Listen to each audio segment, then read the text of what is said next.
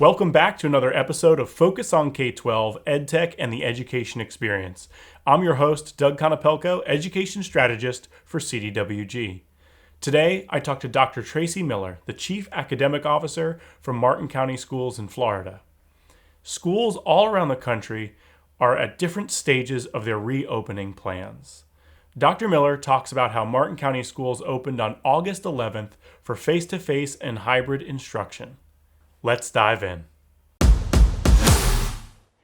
I'm Tracey Miller. I'm the Chief Academic Officer in the Martin County School District. Martin County is a medium-sized district, about 18,000 students on the east coast of South Florida. And I've been in education for 29 years as a teacher, as a school site administrator, and now serving the district as Chief Academic Officer. Wow, 29 years in education is impressive stuff. And you and I, obviously, we go way back, right? So I used to work in the Martin County School District. So we've worked alongside each other for years. Really excited to sit down today and, have another one of our many conversations. So in that time, you've worked in so many different roles, right? You worked your way up through the district. You've had plenty of tough decisions that you've had to make over the years. Obviously, this last year has been no different times 1,000. So take me back to the spring and summer. What were you feeling? How were things progressing? Just take us through sort of the mindset at that time. So obviously we are talking about the global pandemic that we are facing, and back in March of 2020, it happened to be Friday the 13th, one of those dates you'll never forget, or at least I'll never forget, when we sat in cabinet in the Martin County School District with the superintendent. We got a call from Tallahassee, and that call let us know that we would not be going back to school after spring break, that schools in Florida would be closing. In a sense, Florida would be closing due to the pandemic and the uncertainty and the unknown, and the fact that cases of people getting sick around the world and around the country were rising. And so schools were closing, and it was our job to figure out how we were going to continue to educate all students for success here in the district. So how were we feeling? We were scared. We were nervous. We were afraid of the unknown, to be honest, and we were kind of afraid of the virus. I guess kind of isn't even the word. We were afraid. And through that, as leaders, it's our job to ensure that our students are well taken care of and that our community is well served. So it was time to roll up your sleeves and figure out how we were going to get this done. Right. So for people who may not know, when we talk about Tallahassee saying something, right, in Florida, that is, directives coming to us from the State Department of Ed or from the governor's office. So you and I have had many legislative conversations over the years, and Florida is always an interesting case, as we've seen, and was true to its form when it comes to returning to school. So what was going on at the state level as we moved into summer, and what did that do to set the table for some of that planning and decision-making to come? Well, if you take yourself back to this time last year, we were all, no matter where you are in the country, pretty much hunkered down in our houses. We were by ourselves, probably working from Zoom or some other kind of communication, not really out in the world. Might take a trip to the grocery store and come back masked up, sanitized, washing your hands 87 times a day. And that's kind of what was going on. And in Florida, we're the land of palm trees and sunshine and beaches and tourism. And that's part of one of the main factors in our economy. And I don't know that I ever realized as an educator the role that we play in our economy and in our community. Of course, we're always focused on our kids. We're focused on having success academically and socially, emotionally for our students. But I never really realized the piece of the puzzle that we are in education. So it takes all kinds of parts of the community to have a strong economy and a strong state. And education allows so many of those other components to take place. And so with schools being closed and that piece of the puzzle missing, we had to reopen. The governor was reopening Florida. slowly, a little bit at a time. And us being in Martin County, we're just above Palm Beach, and from Martin south, that part of the state really wasn't opening as fast, but from Martin north, we were opening at a pretty good rate. And when I say opening, I mean restaurants were starting to open and businesses were starting to reopen. And there was definitely an expectation that students would be in school. So we were faced with the task of bringing them back and figuring out how we would do it safely. And I remember a day, it was a Saturday in May, I was teaching a class for aspiring leaders, and phone rang and asked the students to go into a breakout room while I took the call because it was the superintendent of schools. And she said, hey, how's your day going? I need you to help safely reopen schools. I'm going to task you with that. You're going to be in charge of that. And I kind of had the deer in the headlights look, and of course, I'll take that on. I'll do the best I can. And she gave me permission to share it with the class of students that I was working with.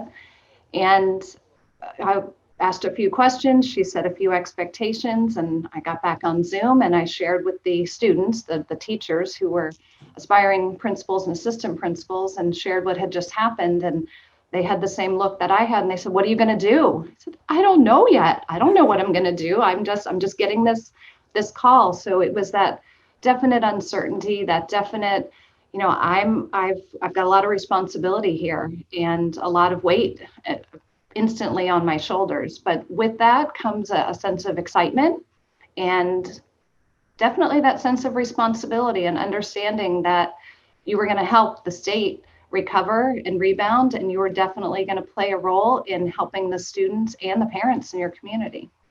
Yeah, what a great moment. We talk about making sure that learning is authentic, not just for our students, but our staff and our leaders. So what a great moment for them to literally be a part of, right? To be there while you're having that conversation and to be able to turn to them and say, this is what just happened and this is real. And this is what being a leader is like. And I don't know what the next step is yet, right? Like Exactly. I just found Exactly. out just like you just found out. So we finally hit that fateful moment then, when the decision was made that we are coming back, and you were tasked with, leading that safely for Martin County School District. So what was most top of mind as a leader, not maybe in that moment, right, but as time progressed? For sure, safety, safety, safety. The most overwhelming feeling was understanding that the safety of everyone had to be first. And safety isn't really my background. My background is education. And PPE, that was a new acronym for me. Now we all understand you wear your mask, you hand sanitize, you stay 6 feet apart. I now can eyeball 6 feet in a moment's notice. I can tell you 6 feet or not 6 feet because this just became part of our vernacular, and it became part of our education speak overnight. So safety and security of our staff, of our students, and really everyone became first. Really always has been first in education, but is always kind of running in the background. Now it came to the front, and I had to rely on the team. So knowing who to call on, who the experts were for safety and security, who the experts were who could procure the needed equipment and the sanitizer and the masks and all those things. So while we were worried about all of that, we were definitely focused on how we were going to educate our students. So what model were we going to use? And we definitely ran through all of the options, did all kinds of research, only to come to find out there wasn't a lot of research out there on how to open a school during a pandemic. In fact, there was none. And so we were definitely building this plane while we were flying it. And we planned, we overplanned, we planned again, we scrapped plan A, we got to plan Q, I think, and then decided to go with that, and had all kinds of backups. So there was the plan and then the alternate and everything in between. And that fateful day that you mentioned happened in July when we had a school board meeting and we were sharing all of the options. So here are the things we could do. We could prolong the opening of school. We were set to open on August 11th. An August 11th date would make us among the first in the country and among the first in Florida to open. No one had any idea what would happen. We had backup plans. What happens if so many students get sick? What happens if the teachers are sick and they can't be there to teach the kids? What if the bus drivers are sick and they can't drive the buses? You've got food service to worry about. So all of the people who make a school district work, they all had to be well and safe and comfortable, and they all had to be willing to work during a pandemic. And then the other piece was the kids had to be willing to come to school, or at least be willing to log in and Zoom with us and be able to participate in the synchronous model that we ended up working with, which meant that teachers had to teach in person to students in front of them, kind of the traditional model, while also working with students who were on Zoom from home. So that was something that required lots of professional development. We had all of our plans in place. We presented to the board.